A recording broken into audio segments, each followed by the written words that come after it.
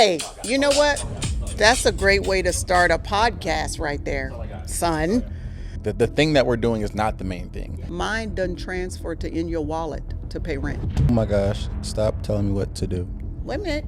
You got to do it anyway. Some kids in college don't have the ability to steward their freedom well because they weren't able to exercise the muscles when they were at home. You know, that's 25 years ago she said that to me. I've just never forgotten that. Okay, that's a little helicopter. I don't want to tear him down in front of others. After I spoke, he came up and spoke after me, and then I was like, yeah, I'm garbage. I don't know how you roped me into this. That's a little strange.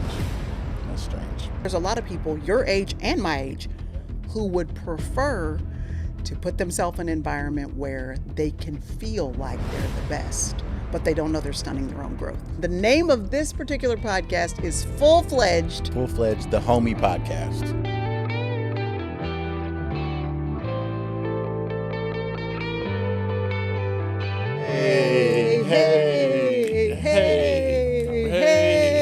Hey, y'all. Hey, what's going on? Hold on. Play Billie Jean, Mom. I think I want to dance. Not Billie Jean.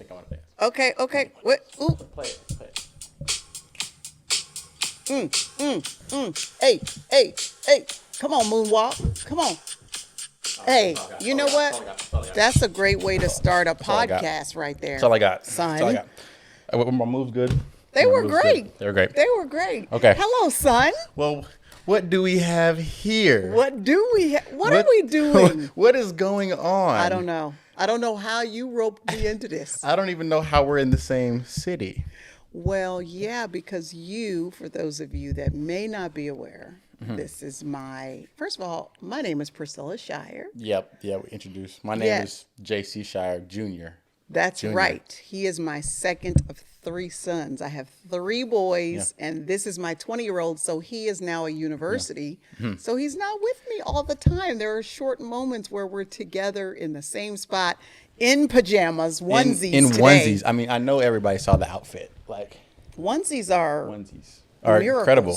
I know. But this is our daily, like, this isn't just because we're on a podcast we're wearing onesies. No. Like, this is for real. I would do everything in a onesie. Oh. I do. I go to Target in onesies. Yep. I go to grocery shop I almost in onesies. went to breakfast this morning in a onesie. Correct. Yeah. I have no shame. Zero. Mm-hmm. I don't even know who put us onto the onesie game. Was it Uncle Nini? I think it was Uncle Nini, who is my brother Anthony. I think it was him. Yeah, we've had these for like 7 years. Yeah. Long time. Wow. Yeah, we've had this for a while. Yep.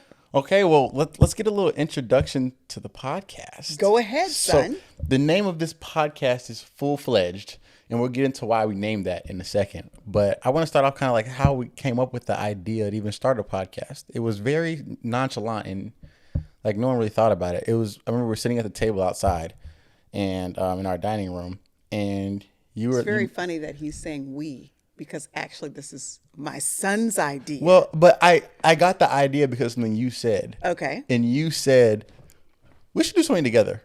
Like, I think it was something like that. I don't even know if you said podcast or anything. I think you just said, we should do something together. Mm-hmm. And so I was like, well, I guess we should, shouldn't we? And this was like months and months ago. And so. Long time. Yeah. So this project has been in my head for a while. And I was like, okay, how are we going to do it? I'm gone. So we got to film on certain days when I come home and just a whole bunch of stuff. And so that's kind of how I thought about the idea of Fledged. And then it didn't have a name. Well, and here's the thing, though, before he gets into the name. I have done projects with my sons basically their whole lives. That's been my MO about ministry. It's like, okay, ministry, whatever the Lord's calling us to do in whatever capacity, doesn't matter what it is. I'm always thinking, how do we incorporate all of us into this? Keep going. I'm going to get my coffee. Keep going. Okay. So we've traveled together in ministry. They've always, like, anywhere we've ever gone, they have to like participate. They're not just there. Remember how I used to make y'all like do assignments and stuff? Or they'd help with the book table outside, or help set up, break down stuff. Not whipped cream in the mouth. Correct. Just directly. Don't worry about me. Oh, okay. Is this a coffee shop? What is happening? I'm a bartista. Is that what a that barista? Is? Uh-oh. Not a bartista. Anyway, so we've always done everything together, including like even little kids series that I wrote, we talked about this one on a live we did. The inspiration for that came from my boys, particularly a question that JC specifically asked me, and that was the inspiration for a whole series I Whole wrote. thing. So in my mind, it's always been about what can we do together. Yeah. So anyway, here we are, and the name of this particular podcast is Fledged. Full-fledged, the How did you homie come up with that name? podcast. The what? Full-fledged, the homie podcast. The homie. Are we homies? I just came up with that in my head. You did? I don't even know if that's the actual word. I meant homie like. Do you say your mother is your homie? No, not like homie like HOMIE. Oh. I was thinking homie like HOMEY. Like we're at home? Yeah, like homie, like cozy. Oh, cozy. I thought you meant like homie, like we're like Nah. like you start saying to your mother, "Hey, bruh," and she's like, "Mm-mm." No, Wait a minute. you're not my homie, dog. Put a handle. I'm not your homie. You're not my homie, dog. Actually, now I'm sad. At first I was So you were first saying it like it was a problem, and now it's kind of okay. saying, I know, but homie like cozy. Homie, like I'm about to go grab some covers. You need some covers, son? I really do. Okay, here you Okay, go. actually, yeah. Oh, that's great. It's a good blanket for Yeah, you that's right great. there. I cooled down. I was hot earlier. Cooled down. But, All right. Okay. So Fledged, where did the name come from? And that will help everybody to understand Yeah, like what the the dynamic. purpose and point of some Yeah. of this content will be. Yeah. Okay. So how we came up with the name, I was talking to my uncle because he's a very creative.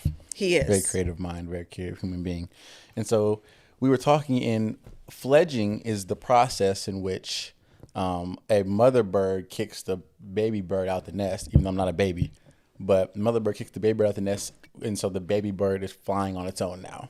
That's the process of fledging. And it's like a double entendre thing because like full-fledged Come conversations. on, big word. Did you say double what? Entendre. Entendre. Could you help the people know what that means? How do I explain an Yeah. entendre? Do you have a definition of some sort? A for- double entendre is basically a word, phrase, or saying that could mean two things at the same time. Like homie. Like homie. Wait, the homie podcast. Come on, double entendre. Okay. So fledging is this mother bird. She's Kicking the baby bird out the nest and can fly, and the baby bird can now fly on its own. I was like, oh well, that's perfect. Mother's son, like we Yeah. and we have a lot of full-fledged conversations. Like I call you all the time, and we're talking about who knows what, like just anything, Everything, life stuff. life stuff, theology, Bible stuff, just regular life experiences, anything. And so it's always been happening. So I'm like, oh, that's perfect. Relationships, young folks relationships, Right. marriage. yeah, we have a lot of those. And so it's full-fledged conversation. So I'm like, oh, that's perfect. And so it just kind of came like that in my head. Yeah. You know? Yeah. Good. Yeah. So how are we starting off? This is This is people's first introduction to Fledged.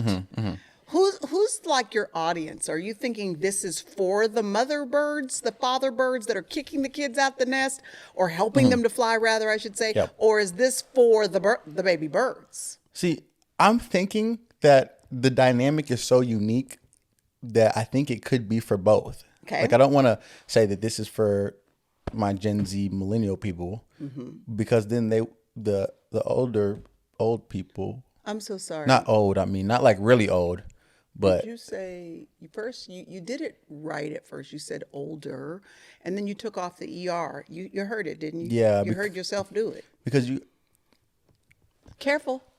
so Careful. about the situation. Yeah, so I don't want to limit a demographic because you have so much wisdom for all audiences. Okay. Especially even mothers or fathers, as far as it goes with parenting and stuff like that. And there will be some of that in this podcast too.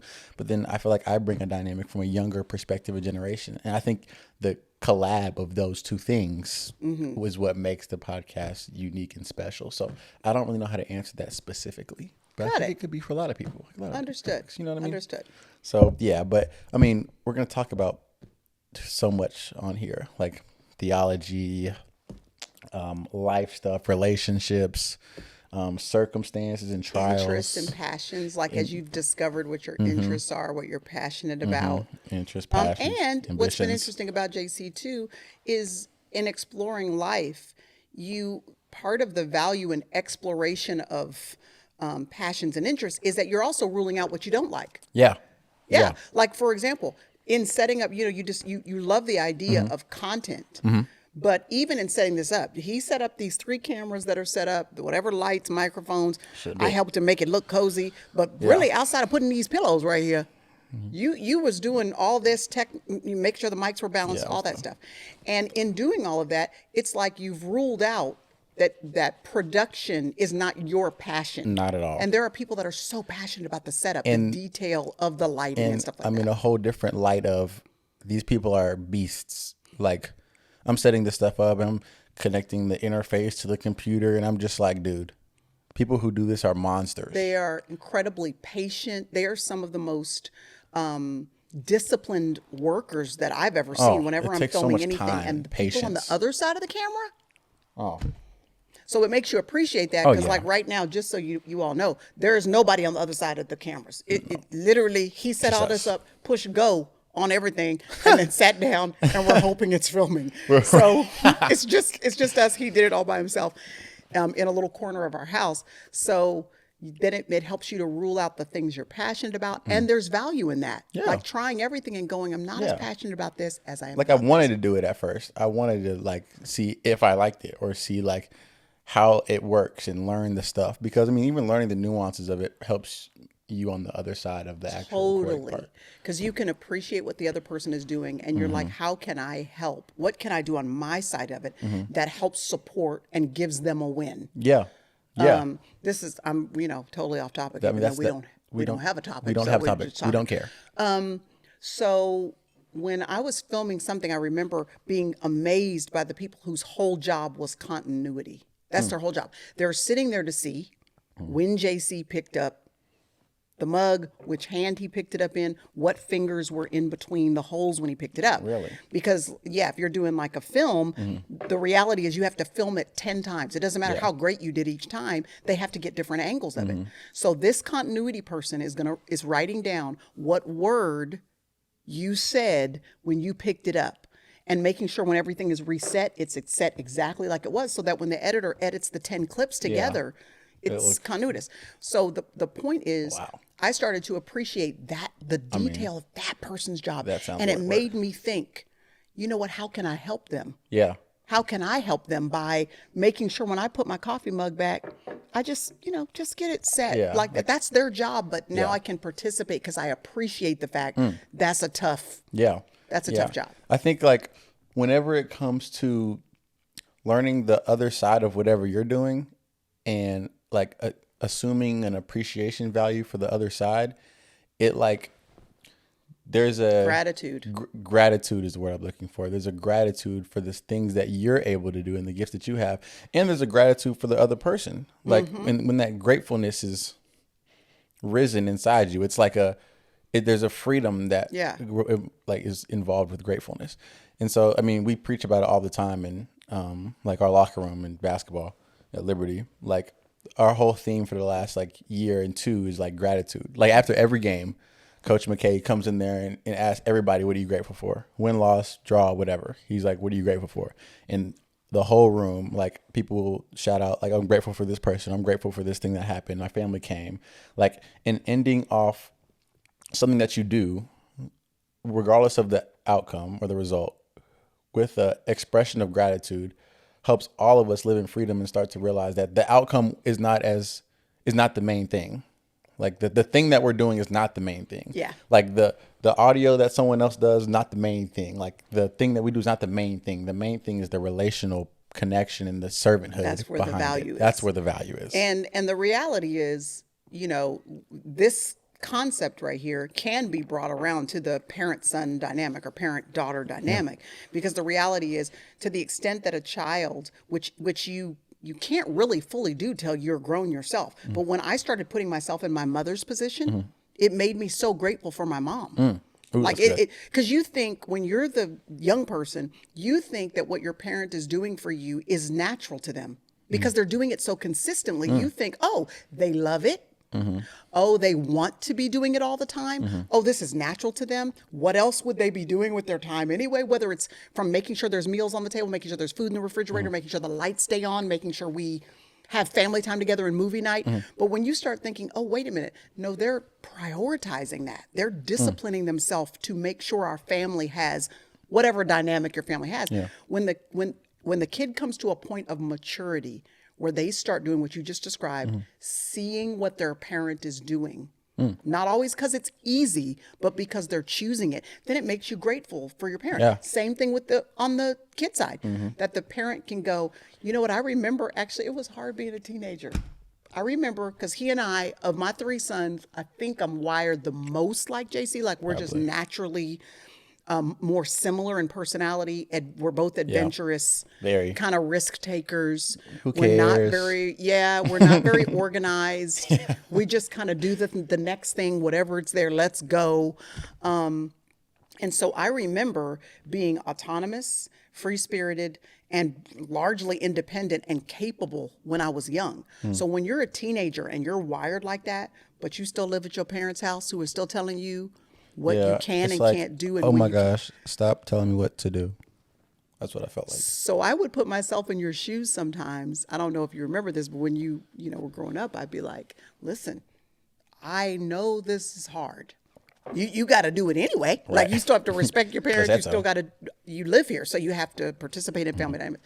But I could appreciate and remember the feeling of feeling like I could do this myself, but you actually can't, but feeling like I feel like I could. Sir, when you have no job, you actually cannot. You can't live on your own. Even if you're resourceful, if you're in high school, you have no job, you have no transportation, you have no means of being able to supply for yourself. Even if you have the internal momentum to do it, you practically cannot do what you think you're capable of. I just, in my mind, I really, really feel like I could. Yeah, mine doesn't transfer to in your wallet to pay rent. That's true. You actually need parents who love you and are willing to keep you covered until you can. And I appreciate that, and I really do appreciate that. So, with the whole like, parent come into like over my kid's life and help them, yada yada yada. How was it like when we left? Like, was it like oh, thank God he's out my house, or is it, or was it like oh, I kind of miss JC because he was such my favorite son. Wow, not my favorite son, because I don't know why you just decided that that's the truth. What if it's not? Have you ever considered that that's not the truth? No, I know it's the truth. Wow. Very interesting.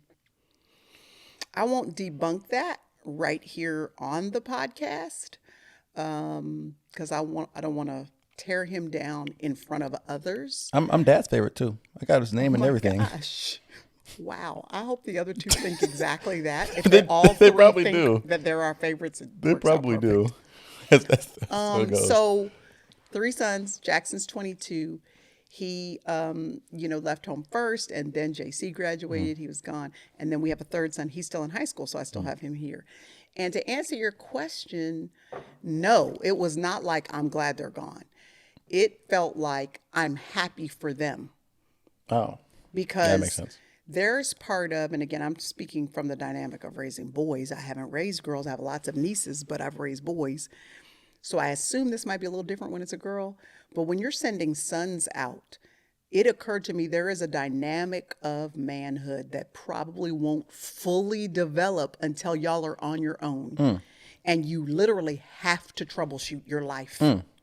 Like I'm literally not there. Your dad is not, we're always a phone call away, but we're not down the street. Right. Like you actually have to change your own tire. Yeah. You got to call AAA. You got to figure out how to get the roach you saw and the roach problem you got to the ants. We're not there to call the exterminator. Yeah. Figure it out. Yeah. So when you have to start figuring stuff out, there's a maturity that comes to anybody once you actually have to start figuring your own life out. Yeah.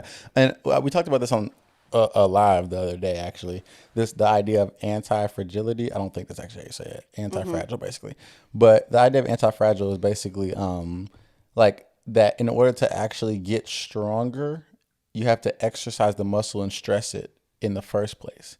And I think nowadays there's such like an over-parenting catering type of thing that I sometimes see. And I can tell kind of how that is when I get to college and then kids are on their own. And you can be like, oh, wait, they don't know how to, their muscles ain't been stretched. And so you can tell. Do you think we overparented? No, not at all. Really? No, I don't. Okay. I don't.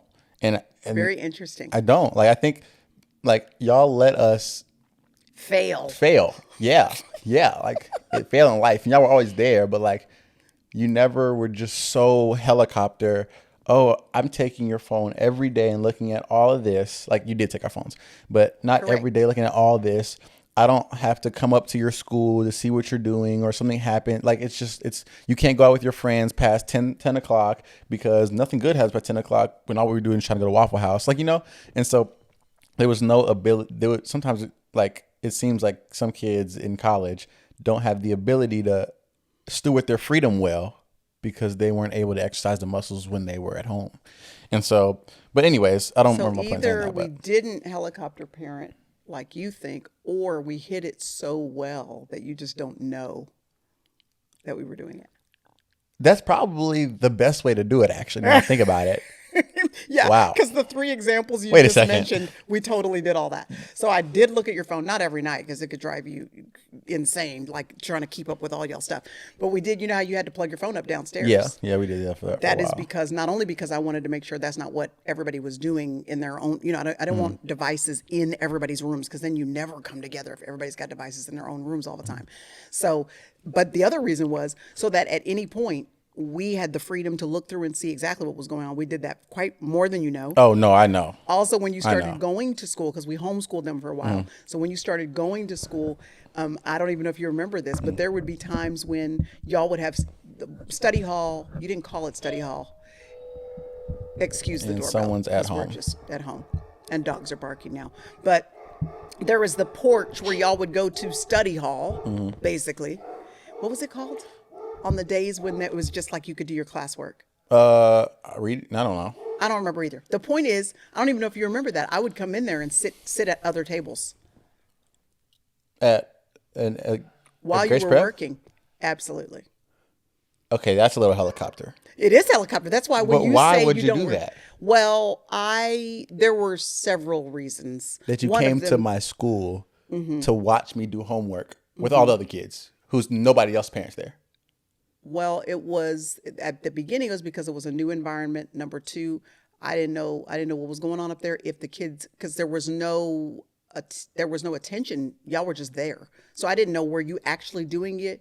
What was happening? I didn't have enough knowledge of the dynamic to feel comfortable with you being there, and so I was like, let me go up here and sit down and see what's happening. Oh, that's a little strange. See, I'm glad you don't remember that though. That's a little strange. I know. That's strange. But Anyway. but even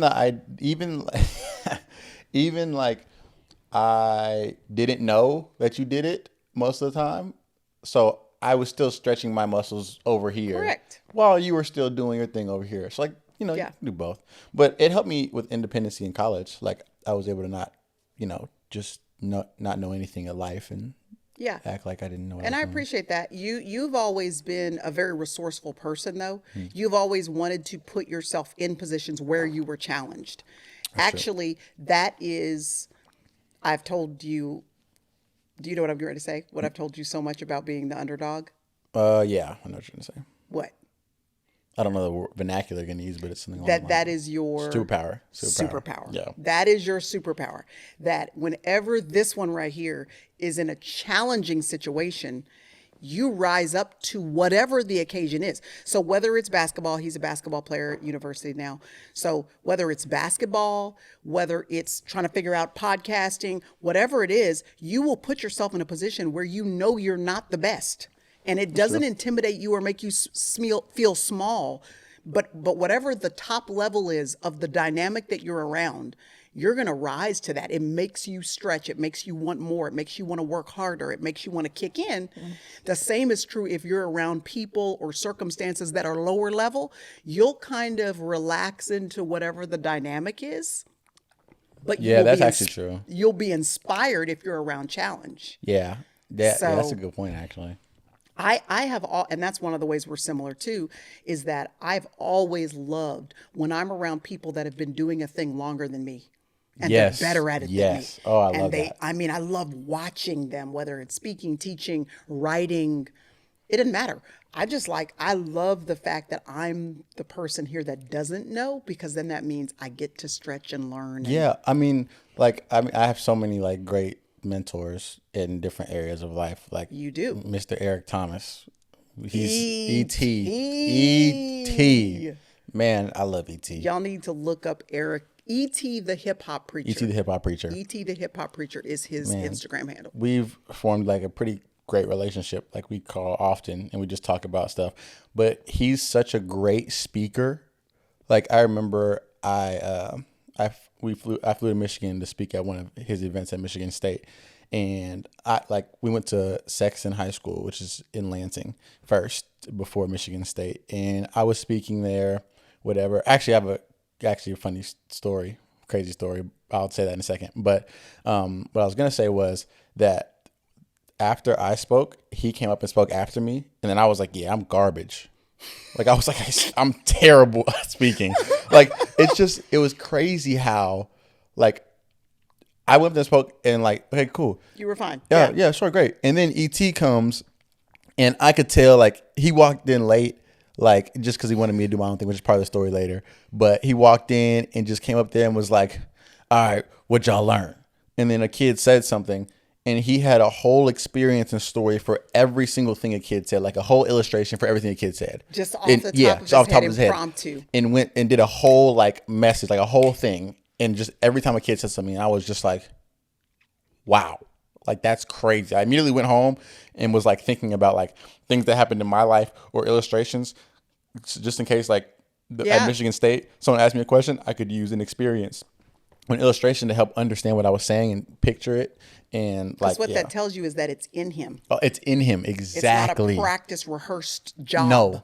It is in him, and he genuinely wants to encourage people, so it just overflows out of him no matter what the dynamic is. Oh, man. And he's so makes you good. want to excel. It makes you want, it literally made me like, dude, I need to get like, I told E.T. afterwards, I was just like, dude, like you're a monster. Well, you know how you're doing it right in the sense that you continue to intentionally place yourself around excellence. Oh yeah. Like you said, E.T. with speaking, then as Myron Golden with finance and economy and all the things. Mr. Jeff Rakowski, real estate. With real estate. Like people that are excellent in whatever their craft is, you're like, let me learn from them and not feel like I have to match them. Yeah. No, let me keep rising. And as they rise, it keeps me continuing to excel in whatever that particular. And I think like most of the time, and I don't know, we didn't know time. I don't know what time we are at. I'll keep an eye on the time. Your mother will keep an eye on the time, sir. Mom.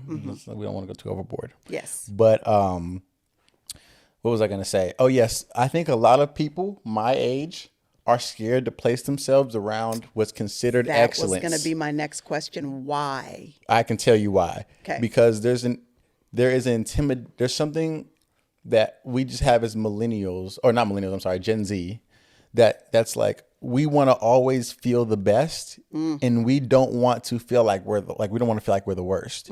We don't want anybody else around us to feel like we're the scrub. Like we don't want that. Okay. And so we oftentimes place ourselves in positions that when we're the best and everybody else is like not as good as us in whatever field or aspect. Pride does that? Yes, it's the pride. Pride is what makes us keep putting ourselves in positions where we're propping ourselves up. Okay. Exactly. And I've seen that in so many situations. Like there'll be times like in AAU, like when I was in high school, there'll be someone. AAU is basketball. Yeah, summer basketball. And so there'll be times when this one person's like a solid player on a really good team, but then they'll leave that and go to a worse team so that they're the best player and get all the shine. And everybody looks at them like they're the savior of the team. And so you're not growing. Yes, but you're not growing. You're stunning your growth by putting yourself in a situation that doesn't stunt like stress or growth. And so it's the same idea in every facet. Like people put themselves in situations where it's like, oh, great, I'm the best here, so I'm going to stay here so that I can feel like I'm really good. When in actuality, we don't need to compare ourselves to the group we're in. We need to compare ourselves to the broad, grand scheme of things sometimes. So I remember when this one right here got an offer to play at Liberty University, which is an elite D1 program. Really good this year. Shout out LU, man. Yeah. LU is a great basketball team and a great whole situation. Anyway, I remember when you got the offer, I said to you, would you prefer to go to a D1, when you were thinking about it, would you prefer to go to a D1 program where you are at the bottom of the, what do you call it, the roster? The roster. Basically, because everybody was older than him. Like he was Yeah. coming in as a young senior out of high school. It wasn't And even also they had ranked, wasn't- super seniors at the time because Yeah. Mm-hmm. of all the what COVID did. They had people that were 23 and still playing and were excellent at the game. They'd been in college 5 or 6 years at that point. So would you prefer to go to D1, an elite D1 program where you're coming at the bottom and you're going to have to struggle and learn and probably won't play? You're going to have to redshirt the first year, all that. Or I said to you, would you prefer to go to a lesser program, D1, D2, D3, but you're going to play? And I remember without hesitation, you were like, oh no, like why would I choose? Yeah. I got an opportunity to be around these players who are better than me. I'm willing to do that. And I think that's admirable for you because, like you said, there's a lot of people your age and my age who would prefer to put themselves in an environment where they can feel like they're the best, but they don't know they're stunning their own growth. See, and what I realized, the last thing I'll say, what I realized is that the feeling of I'm the best is not as good as the feeling as I'm getting better. Yeah, that was something. That was something. That was something. That was I something. love that. Why don't you That was say that something. Hold again on, I for the gotta people in say the that back again. that might? Yeah, that I missed Did you that. bless yourself when you said that? I didn't bless myself. I don't bless myself. Oh, must have been the Holy you Spirit. blessed me. Must have been the Holy Spirit. But the feeling of being the best is not as good as the feeling of getting better. And I realized that very quickly. And so I was like, all right, great. Well, now that I've rectified in my head that being the best feels good in the moment, but getting better feels good longer and Longer term. Yes, longer yeah. term. I need to figure out how I can get better instead of worrying about being the best. That's so that was something that I had in my head. great. And what if we took that mentality into every Situation. area of our life? Okay, I remember being like maybe 27, and I was, most of my life, wherever I've been speaking, I was always coupled with people who were 20 years older than me. I was always the youngest, always. Now it's not that way as much anymore. Now it seems like people are younger than me. I'm surprised every time 'cause when you're I'm with getting- Jackie Hill Perry, and I'm like, oh my gosh, you in getting your that, 30s? get that O word. I mean, older. Old. Not old, but older. Old. I'm seasoned. I got some seasoning on me. Yeah. I also want to shout out Miss Jackie Hill Perry and Oh, Mr. Preston Perry. They're phenomenal. I love them. Yeah. Never met them personally. You like talked in to them on person. FaceTime. Talked to them on FaceTime. And Yeah. they're incredible. They're incredible, and they're incredible personally too, just as people. I appreciate the way they've prioritized their family and one another. Yeah. Man. And they've been real clear about their commitment to the scriptures and their commitment to the Lord, and they're not ashamed of the good gospel of Jesus Christ. Yeah, So anyway, just wanna shout every them now and then now, I'm speaking with people who are like that. Their children are where y'all used to be. I used to always be the one with all the small kids, and it was me and Christine Kane everywhere with babies, Yeah. all those years. But my point is, I remember one of the first times I was speaking with Beth Moore. Beth Moore, we're very good friends, and she's 20 years older than me And I remember her leaning over to me one time. It was me, Beth Moore, and Kay Arthur that were getting ready to speak. Kay Arthur is 20 years older than Miss Beth. Okay. So I remember Miss Beth leaning over and saying to me, I would rather be you right now. There were 20,000 people in the arena. And I looked at her, I was like, why? She said, it's so great to be the underdog. What she meant as the lesser known. Yeah. Because she was like, then there's no expectations. That's true. You That's can true. relax in just realizing nobody has an expectation because they don't know who you are. Yeah. They haven't labeled you a certain way. You have freedom that I have to struggle to have, is what she's saying, because I'm not going to let their expectations hold me captive. Yeah. But knowing that it's not even there because you're the person that is still growing, basically, is what she's saying, is she was like, that's a freeing place to be. So just to your point, I remember, that's 25 years ago she said that to me. I've just never forgotten that. Yeah. That it's a beautiful place to be when you're in a position where you're the one looking up at other folks who are pulling you upward. Yeah. Yeah. Yeah. That's awesome. That's good. Yeah, that's really good. Yeah. I would say another story, but Please say the other story. I think that this particular first episode, which seems to be, to me, this whole first episode seems to be about growth, about stretching, about not being afraid to be challenged. Yeah. That's what the topic that's come out here. So, I think we have another 3 or 4 minutes for a good, well-rounded half-hour episode. Yeah. What story do you want to share, young man? Yeah. So as I was saying that, forgot what I was gonna say. Oh. But what were we talking about just now? We were talking about not being afraid of challenge. I was saying how Miss Beth said that I was Oh, the yes. and Freedom that is was what good. I wanted to Freedom. Come touch on a little bit. Freedom, because you know where the spirit of the Lord is. That was, Hey, I mean, there is freedom. there is liberty. Yes. So now it's like, how can you continually put yourself in situations? Because now it's like, oh, I'm Priscilla Shirer. Like a lot of people know me, and so it's like, Like I could be complacent. yes, you're I saying. can be. So how can I still find a way to keep looking upwards so that I can continually have freedom and not have the burden of expectation all the time? Yep. And so, and I think that's the process of what people don't realize, that like it should never really come to an end. That's Like- right. like there- growth is a lifetime. Growth is a lifetime. Like this is not I'm putting myself in better in situations where I need to grow now. Like it's I'm putting myself in situations where I can grow forever. Yes. While I'm on this earth. Totally. And so I think that was like what I thought about when you said that, just being able to continually figure out how can I have freedom in life, because that's what people strive for, is freedom. Like a freedom in whatever it is. And so it's like, how can I continue to strive for freedom in every situation I'm in, regardless of the position that I'm in, regardless of the circumstance? Absolutely.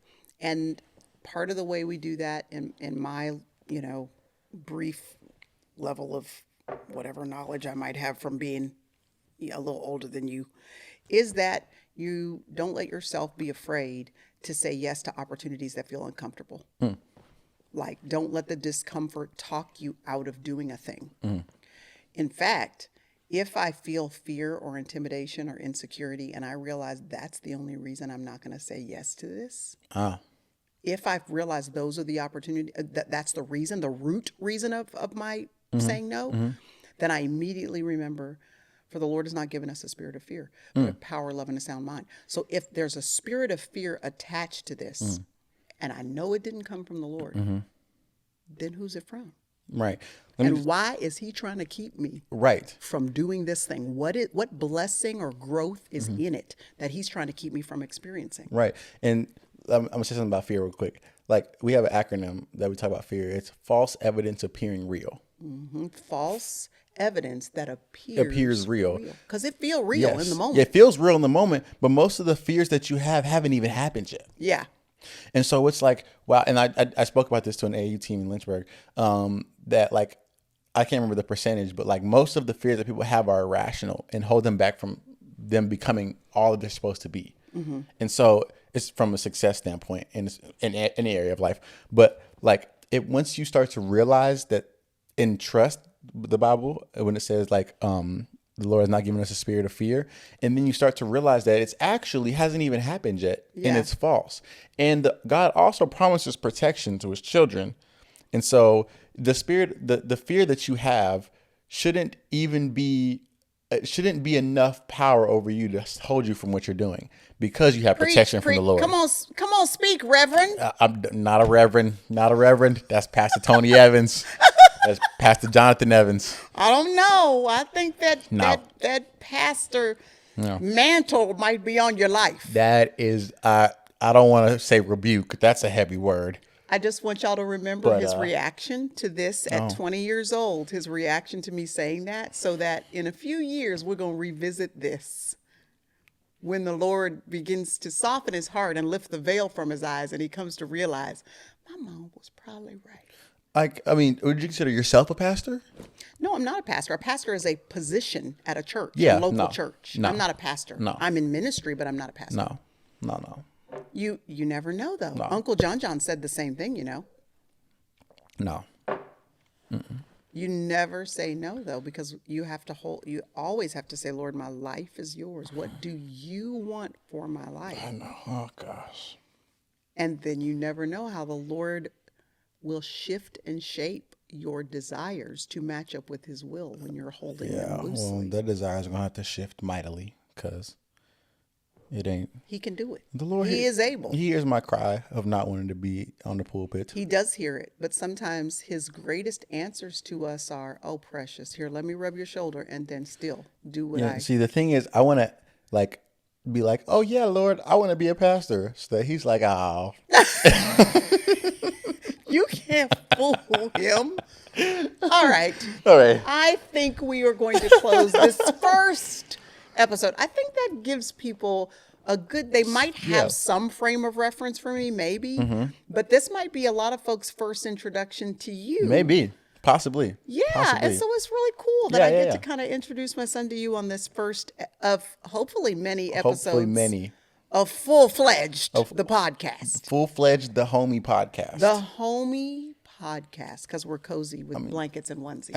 I mean, there's so many conversations that we have often, and there's Yeah. so many things we can talk about. Yeah, a myriad of different mean, things just- that your younger people will want to Yeah. hear. Or older people. For the young people that are watching that. watch with their family. Well-seasoned and mature people. However you want to say it. Mm-hmm. It doesn't change the age, but you can change the title, I guess. All right. Thank y'all for joining us. Thank y'all for joining Full-Fledged.